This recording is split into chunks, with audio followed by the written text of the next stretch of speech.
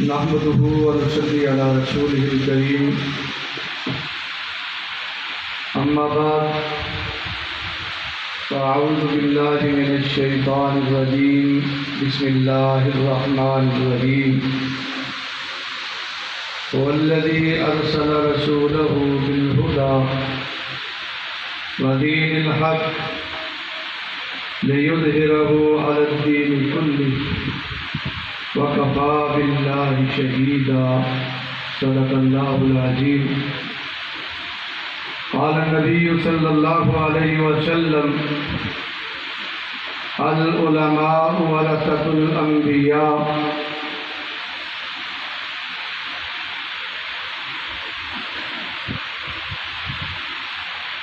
ہر قسم کی حمد و ثنا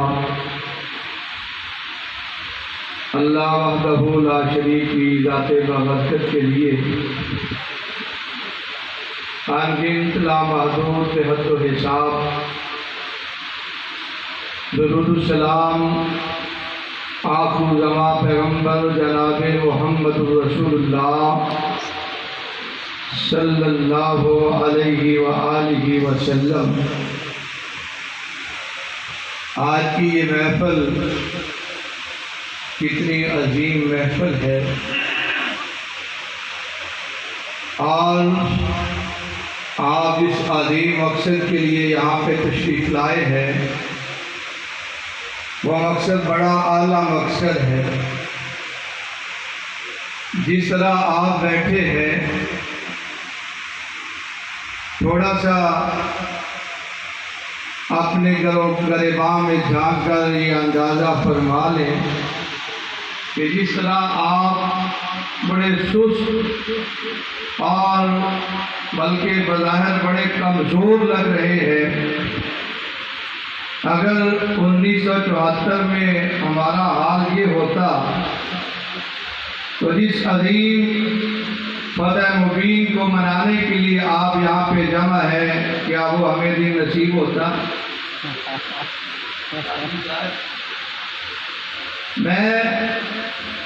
مجھے عنوان بڑا اہم دیا گیا ہے، اس میں کوئی شک نہیں ہے، لیکن ایسے مجلسوں میں اور محافل میں محترم قاسمی صاحب بھی دیگر احباب بھی جانتے ہیں، میری گفتگو کا کچھ مقصد اور ہوتا ہے۔ جہاں پہ تمام مقاصد فکر جمع ہوں، یقین جانیے وہ موقع بڑا اہم اور خوش نصیب لوگوں کے لیے وہ موقع ہوتا ہے۔ آج کا یہ عظیم الشان پروگرام مجلس احرار کے زیر اہتمام اس عظیم موقع مسرت پہ جبکہ 7 ستمبر کو پاکستان کی اسمبلیوں نے اس وقت کم و بیش 100 سال پرانی جد و جہد، 100 سال سے چلی ہوئی تحریک، جس کو اللہ نے کامیابی سے ہمکنار کیا۔ آئیے اب صرف یہ سوچئے، غور و فکر کیجئے، آج ہم کیا ہیں اور ہمارے اسلاف کیا تھے، اور اگر آج ہم خوشی منا رہے ہیں، آج یہ مسرت کا اظہار کر رہے ہیں، اس میں صرف کسی ایک وقت میں فکر کی قربانیاں نہیں ہے۔ اور یہاں پہ میں یہ بات واضح کرتا چلا جاؤں، اگر اس وقت ہمارے اسلاف اپنا مشن اکیلے لے کے پھرتے رہتے تو دشمن اسلام یہ بات منوانے کے لیے ہم سے طاقتور ہوتا کہ کون مسلمان جن کا قبلہ ایک، جن کا کعبہ ایک، جن کا رب ایک، جن کے رب کے رسول ایک، جو اپنے آپ کو مسلمان کہنے والے تحریک ختم نبوت میں اپنی اپنی دستار کو اونچا کرنے کی ہمارے اسلاف نے کوشش نہیں کی، آج ہم ہیں۔ جب کوئی ایسا اسٹیج ہمیں میسر آتا ہے، چاہیے تو یہ تھا کہ ہم اس سادہ عوام کو یہ ذہن دیتے کہ اے امت مسلمہ کے غیور لوگوں، اگر تمہیں یہ دن دیکھنا نصیب ہوا ہے، اس میں تمام مقاصد فکر کی برابر کی کوشش قربانیاں ہے، اور آج اگر تم اس ملک کو بچانا چاہتے ہو، اس کا تحفظ کرنا چاہتے ہو، اس ملک کی وہ بنیاد جو کلمۃ اللہ پہ ہے، اس بنیاد کو اگر مضبوط اور مضبوط دیکھنا چاہتے ہو، پھر اپنے اپنے اکابرین کی طرح ہاتھوں میں ہاتھ ملا کر، کندھے سے کندھا ملا کر، ایک ہو کر دشمن کو بتانا پڑے گا ہم وہ ہیں، ہم ان اسلاف کے، ہم ان علماء کے ماننے والے ہیں۔ جب اس فتنے میں، جس کو فتنہ قادیان کہا جاتا ہے، اللہ کا فضل ہے میں نے اس ملعون کا کبھی نام اپنی زبان سے نہیں لیا، صرف اس لیے اس کا نام لینا بھی اس زبان، جس زبان سے میں اپنے آقا مولا محمد رسول اللہ صلی اللہ علیہ وسلم کا نام لیتا ہوں، اس زبان سے میں قرآن پاک کی تلاوت کرتا ہوں، اس ملعون لعنتی کا کبھی اس زبان سے نام لینا گوارا نہیں کرتا۔ عرض کر رہا تھا آئیے نظر اس طرف جو مجھے عنوان دیا گیا ہے، میں اس طرف بھی آپ کی توجہ دلانا چاہوں گا۔ یہ انقلاب اس وقت برپا ہوا جب علماء نے اپنی جانوں کو اپنی ہتھیلیوں پہ رکھ کر، آپ کو پتہ ہے یہ فتنہ کب جنم لیا اس نے، جب آپ کے اکابر علماء تمام مقاصد میں فکر کے، میں ایک ایک کا نام لے سکتا ہوں تمام اکابرین امت کا، لیکن ایک تو وقت نہیں ہے، دوسرا یہ بھی ہو سکتا ہے بعض دفعہ کوئی اہم شخصیت کا نام رہ جاتا ہے تو دوست محسوس کرتے ہیں۔ آئیے جو بات آپ کو بتلانا چاہتا ہوں کہ جس وقت آپ کے اکابرین نے انگریز کے خلاف جہاد کا اعلان کیا، آواز اٹھائی، اور اس کے ساتھ ساتھ مسلمانان ہند نے اپنا ایک علیحدہ ملک لینے کی کوشش دعوت شروع کی، تو اس وقت انگریز نے اپنا ایک بغل بچہ، میں نہیں کہتا، وہ ظالم خود کہتا ہے کہ میں انگریز کا کاش کیا ہوا ایک پودا ہوں، بتاؤ جو انگریز کا بغل بچہ ہو، جو کہے میں انگریز کا کاش کیا ہوا پودا ہوں۔ آج ہم اس سے نبوت کے دلائل مانگتے پھرے یا اس کا نبوت کے حوالے سے تذکرہ کرتے پھرے، یہ ایک فتنہ کا فتنہ جس کو آپ کے اکابرین نے الحمدللہ اس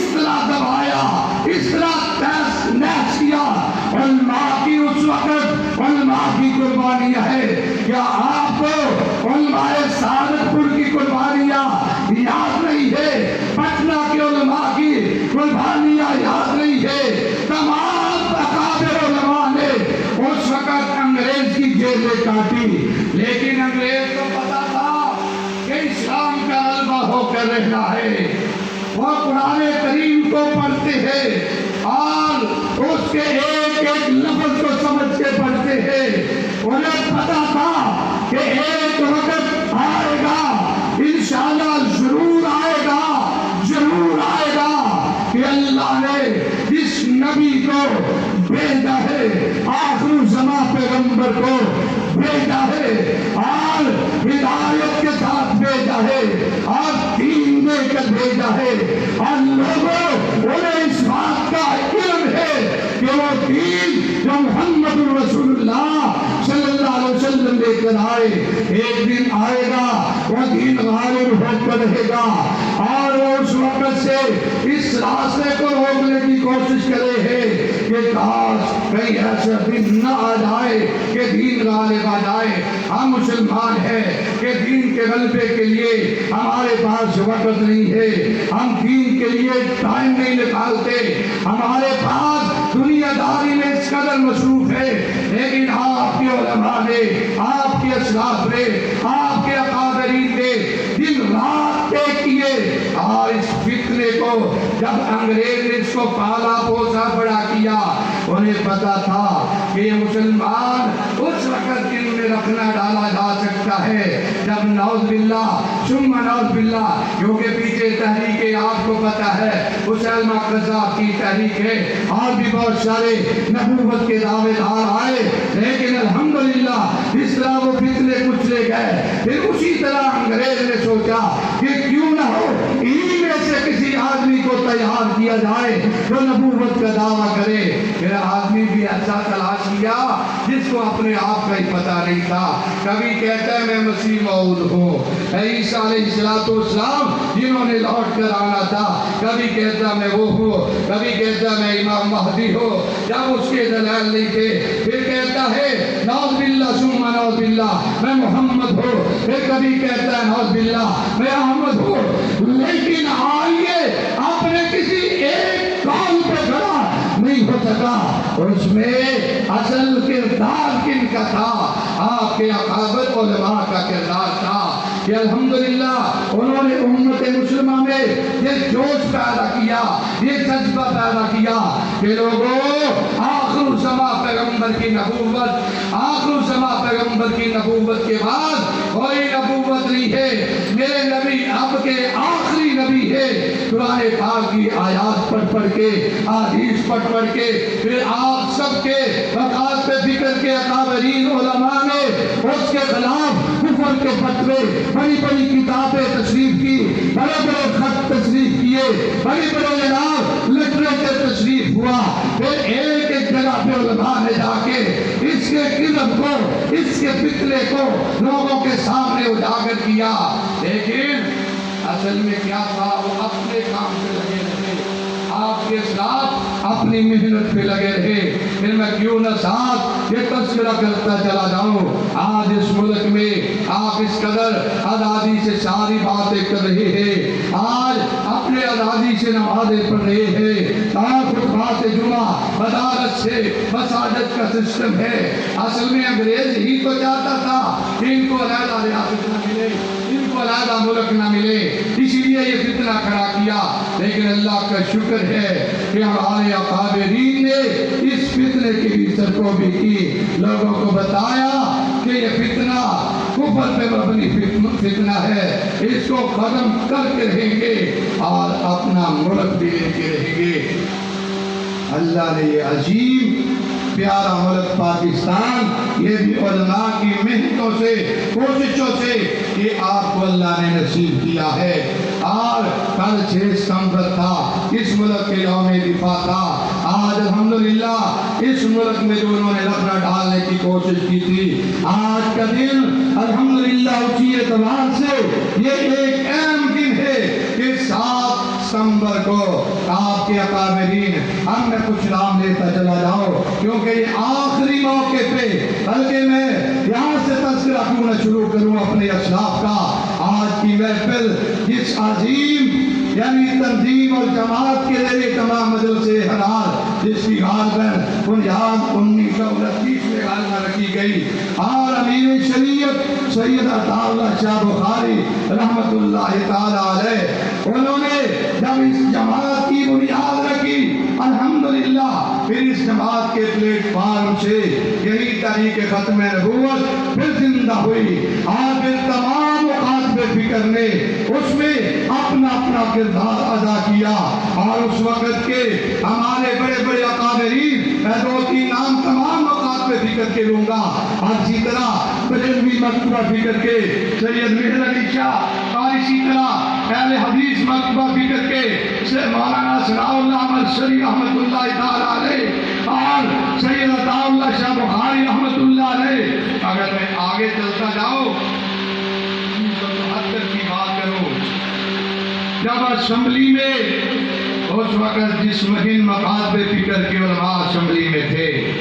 उसमें मौलाना शाह नूरानी रहमतुल्लाह ताला अलैह और जमात इस्लामी के प्रोफेसर अब्दुल गफूर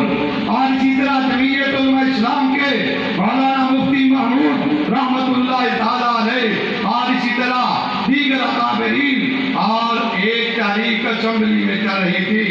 और उस वक़्त 1974 में एक तहरीक पूरे पाकिस्तान की सड़कों पे बाजारों में रोडों पे चल रही थी। जिस तरह असेंबली में तमाम खातमे फिक्र के लोग मौजूद थे इसी तरह खत्मे नबूवत के परवाने आप देखते जाएं। तारीख पढ़े खत्मे नबूवत की तारीख खत्मे नबूवत की पढ़े चंद लोग दूसरे आपको नजर आएंगे। जिस तरह आगा शोरश काश्मीरी रहमतुल्लाह अलैह नवाब दादा नसरुल्लाह रहमतुल्लाह अलैह और ये सारी तहरीकें अगर इसमें सबसे ज्यादा आपको मंजर आम पे नजर आते हैं तमाम मकात में फिक्र के उलमा थे उस वक़्त मौलाना अब्दुल कादिर रोपड़ी रहमतुल्लाह अलैह अल्लामा इस्हाक़ ज़हीर रहमतुल्लाह अलैह मौलाना मुफ्ती महमूद रहमतुल्लाह अलैह और इसी तरह मौलाना शाह नूरानी रहमतुल्लाह अलैह मौलाना अब्दुल रियादी रहमतुल्लाह अलैह और इसी तरह मौलाना मंजूर कलियोटी रहमतुल्लाह अलैह और बल्कि हमारे मुल्तान की अहम शख्सियत मौलाना अल्लाह साया साहब मददिल्लुहुल आली अल्लाह उनका साया शफ़क़त देर रखे। इस तरह के बड़े बड़े अकाबर उलमा जब आपके हुक्मरानों ने इसलिए कहा था हम तहरीक को चला रहे थे कादियानियत के खिलाफ हमारे उलमा की तहरीक मिर्ज़ाइयत के खिलाफ थी लेकिन हमारे असलाफ को उलमा को छातियों पे गोलियां किन लोगों ने मारी अपनों ने मारी थी। कि क्यों न कहूं मुल्क तो मिल गया था लेकिन आज़ादी नहीं मिली। मुल्क मिला है लेकिन जिस मकसद के लिए मिला था या जिस मकसद के लिए हासिल किया था वो मकसद आज तक पूरा होता नजर नहीं आता। फिलहाल मैं अपनी बात को मुख्तसर करूं यहाँ पे ये बात कहना जरूरी समझूंगा कि आपके अकाबरीन ने असेंबली में बाद रोडों पे जब तहरीक खत्म नबूवत चलाई फिर इस तहरीक को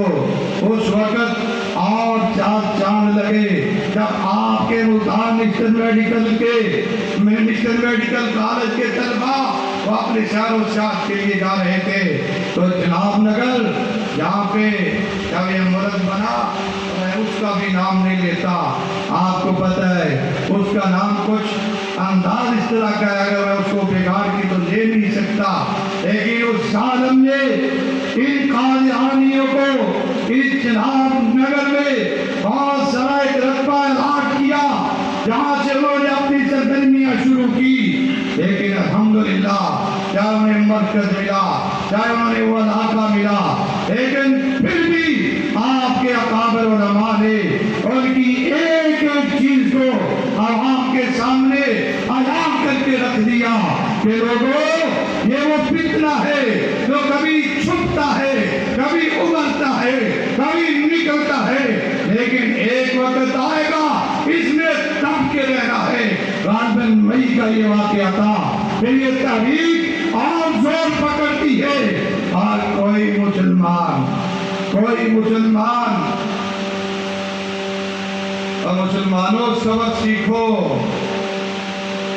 آج ہم ہیں، ہم مسالک میں اختلاف کرتے بھی رہے ہیں، آج ہم ہیں ایک دوسرے کا نام اچھے انداز میں لینے کے لیے تیار نہیں ہے۔ بات کرنا تو نہیں چاہتا تھا، لیکن آج میرا وہ زخم ہرا ہوا، اس لیے کر رہا ہوں، تنقید نہیں ہے، صرف اس لیے کہ شاید میرے جیسے طالب علم کا کسی اور جگہ پہ بھی دل نہ دکھ جائے، میں نے تو برداشت کر لیا۔ اس لیے امت مسلمہ کی بہتری کے لیے میں فیصلہ آباد کے ایک مدرسہ میں گیا۔ میرے ساتھ میرے ایک دوست تھے جو مکتبہ فکر کا بہت بڑا ادارہ ہے،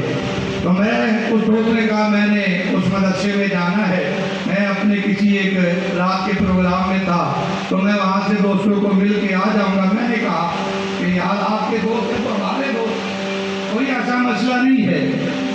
تو صبح جب ہم ملتان کے لیے نکلیں گے تو پہلے وہاں جائیں گے، ادارہ بھی دیکھیں گے، دوستوں کو ملیں گے اور پھر ہم واپس ملتان چلے جائیں گے۔ ہم جب وہاں پہ گئے، اللہ نے جزائے خیر دے، بڑا انہوں نے احترام کیا۔ حقیقت بات ہے، جو بات حقیقت ہے اس سے کبھی بھی آنکھ چرائی نہیں جا سکتی، بڑی عزت احترام۔ لیکن کئی دوست ہوتے ہیں وہ بیچارے بات تو کسی اچھائی کے لیے کرنا چاہتے ہیں، میں یوں ہی کہوں گا، لیکن بات ایسی ہو جاتی ہے۔ تو اس دوست نے کہا، وہ ہمارا جو بندی مکتبہ فکر کا دوست تھا، تو اس نے کہا میرا تعارف کروایا کہ یہ اہل حدیث مکتبہ فکر کے عالم دین ہے یا طالب علم ہے۔ تو وہ بزرگ کہنے لگے بس تعصب نہیں ہونا چاہیے، چاہے کوئی دیوبند مکتبہ فکر سے ہے یا اہل سنت بریلوی مکتبہ فکر سے ہے۔ جب اہل حدیث کی باری آئی تو پتہ کیا کہتے ہیں چاہے کوئی غیر مقلد ہو، کوئی مسئلہ نہیں۔ مجھے دکھ ہوا، آج بھی میری عادت ہے، قاسمی صاحب جانتے ہیں، الحمدللہ جس بات کو سمجھتا ہوں کہ کرنی ہے، پھر کیا ڈر ہے، ہمارے بھائی ہیں، ان کی اصلاح کے کرنی چاہیے۔ میں نے کہا مولانا اس سے بڑا تعصب کوئی اور بھی ہو سکتا ہے جو آپ تعصب کر رہے ہیں۔ میں نے کہا اگر آپ اس طرح باقی نام عزت احترام سے لیے تھے تو یہ بھی لے لیتے۔ خیر دیگر علماء نے کہا نہیں مولانا چلو چھوڑے بات، یعنی میں عرض کر رہا ہوں اسی لیے بات کی ہے۔ اب وہ وقت نہیں رہا کہ یہ اہل حدیث ہے، یہ بریلوی ہے، یہ دیوبند ہے، یہ فلاں ہے، یہ فلاں نہیں۔ جب کوئی دشمن آپ پہ حملہ آور ہوگا وہ مجھ سے پوچھے گا تو کون ہے، آپ سے پوچھے گا کون ہے، وہ کہے گا مسلمان ہے، انہیں پتا ہے یہ اس مشن کے حامل ہے، یہ ان اکابرین کو ماننے والے ہیں، یہ اس مشن پہ لگے ہوئے ہیں کہ ایک وقت آئے گا، ضرور آئے گا، اسلام غالب ہو کر رہے گا۔ یہ اس مشن کے وارث ہے، ہم سارے اسی مشن کے وارث ہیں۔ اس لیے آؤ اگر اپنے اسلام کی قربانیوں کو زندہ رکھنا چاہتے ہو، اگر چاہتے ہو کہ ٹھیک ہے قادیانیوں کو غیر مسلم قرار دے دیا گیا، اب آخر کی طرف جا رہا ہو، توجہ سے بات کو سننا۔ یہاں تک تحریک میں اگر ایک ایک اس طرح میں نے پہلے عرض کی تھی، ایک ایک مکتبہ فکر کی قربانی، ایک ایک عالم کی قربانی یا محنت کا تذکرہ کرو تو کئی دن بھی جائیں گے، لیکن اسی بات پہ اتفاق کہ لوگوں آج سب کے اکابرین نے قربانیاں دی ہیں، تب ہم نے آج یہ دن دیکھے ہیں۔ اب اگر ہم اس کا تحفظ نہیں کریں گے، کل گریباں ہمارے ہوں گے، ہمارے اسلاف کے ہاتھ ہمارے گلبانوں میں ہوں گے، اس وقت کیا کریں گے جب ہمارے اکابرین ہمیں کہیں گے ہم نے تو قربانیاں دی تھی، آپ کو رہنا ملک بھی لے کر دیا تھا، وہ جو سب سے بڑا بنی اسرائیل کا فتنہ تھا ہم نے لوگوں کے سامنے عیاں کر دیا تھا، اسے کافر قرار دلوا دیا تھا، تو پھر اس سستی کے تو کام نہیں بنے گا۔ اب آپ کو پتہ ہے اب وہ فتنہ دوبارہ کس طرح آپ پہ حملہ آور ہے۔ پہلے بھی یہ تو ایک طریقہ کار کبھی حکمرانوں کے ساتھ گھس کر وہ آپ کے اداروں پہ پر انجمان ہے، کبھی وہ کسی یعنی NGOs یعنی فنڈنگ کے حوالے سے، کبھی کسی کی خیر خواہی کے حوالے سے، کبھی کسی کو اپنا بنا کر یا اس کا بن کر اس کی تبدیلی کے لیے کوشش کی جا رہی ہے۔ اور آج کیا کہا جاتا ہے، نعوذ باللہ ثم نعوذ باللہ، ہمارے بڑے بڑے حکمران کیا، ہمارے وزیر داخلہ خارجہ یہ وہ جتنے بڑے بڑے منسٹر ہیں ان کو یہ نہیں پتا کہ یہ ظالم کافر ہے، وہ نعوذ باللہ کیا کہہ دیتے ہیں کہ وہ مسلمانوں پر یہ کہتا ہے نا، اور اس بات کو عام کیا جا رہا۔ بڑے سوال ہم سے ہوتے ہیں، بڑے لوگ ان سے سوال کرتے ہیں کہ یار وہ کلمہ تو اس طرح پڑھتے ہیں، وہ قرآن بھی یہی پڑھتے ہیں، وہ رب کو بھی مانتے ہیں، یعنی یہ بہت سارے ان کے دھوکے تھے جن دھوکوں کو ختم کرنے کے لیے آپ کے اکابرین نے بڑی بڑی کتابیں لکھی ہیں۔ آج پھر ہمارے لوگوں میں وہ حقیقت بات ہے، آج ہمارے لوگوں میں وہ روشنی ختم ہوتی چلی جا رہی ہے جو علم کی روشنی تھی۔ آؤ اس فتنے کو پھر ختم کرنے کے لیے، اس کو بگانے کے لیے آج ہمیں اسی طرح اپنے اکابرین کی طرح کردار ادا کرنا پڑے گا۔ کیوں بھی کرنے کے لیے تیار ہو، کرنے کے لیے تیار ہو۔ یہ جو حالات پیدا ہو رہے ہیں یہ قربانیاں دینا پڑے گی، قربانیاں دینا پڑیں گی۔ ہماری کچھ سالوں کی کمی اور کوتاہی نے، سستی نے بات پھر بڑی دور پہنچا دی ہے۔ اس کے خاتمے کے لیے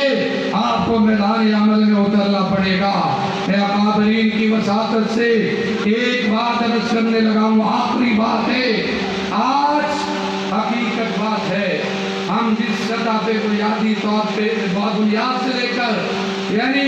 ان لوگوں تک جو آج اقتدار پہ برانجام ہے، اب ہم صحیح معنوں میں جو عقیدہ ہم نے ان کو دینا تھا ہم دے نہیں دے سکتے۔ ہمارے مدارس میں تو الحمدللہ ثم الحمدللہ یعنی تمام مکاتب فکر کے مدارس میں عقیدہ پڑھایا جاتا ہے، عقیدہ ختم نبوت پڑھایا جاتا ہے، عقیدہ توحید پڑھایا جاتا ہے، لیکن عام لوگوں کو ان باتوں کا علم نہیں ہے۔ میں آج کے اس پروگرام کی وساطت سے ایک رائے دینا چاہتا ہوں، یہاں پہ تمام مکاتب فکر کے لوگ موجود ہیں۔ میں یہ مجلس اعراض کے اسٹیج سے فائدہ اٹھاتے ہوئے یہ بات عرض کرنے لگا ہوں، اگر انقلاب چاہتے ہیں، اگر چاہتے ہیں ہماری مسجد میں، ہمارے سکول میں، ہمارے محلے میں، ہمارے معاشرے میں، ہمارے ضلع کی سطح پہ، ڈویژن کی سطح پہ، صوبے کی سطح پہ، ملک کی سطح پہ، عالم اسلام کی سطح پہ اگر انقلاب لانا چاہتے ہو تو کم از کم ختم نبوت کا ایک نصاب ایسا، ویسے تو بہت ساری کتابیں ہیں لیکن ایک آسان ختم نبوت کا نصاب ترتیب دیا جائے جس میں تمام مکاتب فکر کے ایک ایک دو دو علماء بیٹھ کر انہی کتابوں سے چند سوال نکال کر 4 مرحلوں کا نصاب بنایا جائے جو پرائمری میں اور ہماری مساجد کے جو یعنی بچے ہیں ان کو پڑھایا جائے، سوال و جواب ہو ختم نبوت کے حوالے سے، پھر اس کے بعد مڈل سے میٹرک تک کی سطح پہ ہو، پھر اس سے آگے تیسرا مرحلہ یونیورسٹیز تک چلے اور چوتھا مرحلہ ہو شعب اقتدار لوگوں تک، عام لوگوں تک وہ 4 مرحلوں کا نصاب مختصر ہو، اور جو وہ نصاب پڑھ لے، جو وہ نصاب پڑھ لے تو اسے فوری تاکہ پتہ ہو جب وہ چھپ کر ڈاکہ ڈالتے ہیں جن آیات کو وہ پڑھ کر نعوذ باللہ اس ظالم کو مسیح موعود ثابت کرتے ہیں، پھر ہمارے لوگوں کو اس کا علم ہوگا کہ یہ دھوکے باز ہے، دھوکہ دے رہی ہے۔ اس لیے آئیے میں اس بات پہ اپنی بات کو ختم کرتا ہوں۔ نوجوانوں، بزرگوں، امت مسلمہ کے نوجوانوں، آئیے ختم نبوت کا پرچم بلند کرنے کے لیے، اس کو لہرانے کے لیے پھر میدان عمل میں اترے۔ اگر اسلاف کی طرح قربانیاں دینا پڑے قربانیاں دیں گے، گردنیں کٹوانی پڑی گردنیں کٹوائیں گے انشاءاللہ العزیز۔ جس طرح یہ ملک بنایا، جس طرح ان کو کافر قرار دلوایا، اسی طرح اپنے ملک کی حفاظت بھی کریں گے۔